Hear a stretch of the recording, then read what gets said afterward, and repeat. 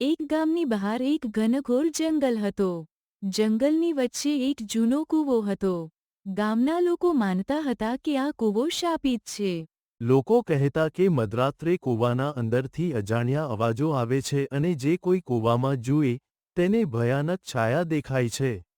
ગામમાં અર્જુન નામનો એક બહાદુર યુવક રહેતો હતો. તેને ભૂત-પ્રેતની વાતોમાં વિશ્વાસ નહોતો. જો તું સાચો બહાદુર હોય તો આજે રાત્રે કૂવા પાસે જઈને બતા. રાત્રે 12 વાગ્યે અર્જુન એકલો જંગલ તરફ નીકળ્યો. કૂવા નજીક પહોંચતા જ વાતાવરણ વધુ ડરામણું બનવા લાગ્યું. અચાનક કૂવાના અંદરથી કોઈના રડવાનો અવાજ આવ્યો. અર્જુને પાણીમાં એક અજાણ્યો સફેદ ચહેરો દેખાયો. અચાનક તેના ખભા પર કોઈએ હાથ મૂક્યો. મને બચાવો! અર્જુને બીજા દિવસે ગામલોકોને સાથે લઈને કૂવાની તપાસ શરૂ કરી.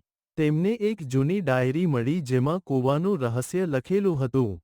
કૂવો શાપિત નહોતો. ચાંદનો પ્રકાશ અને પવનના અવાજ લોકોને ભ્રમમાં મૂકતા હતા. પરંતુ આજ પણ કેટલાક લોકો કહે છે કે મધરાત્રે કૂવામાંથી કોઈ ધીમો અવાજ સંભળાય છે.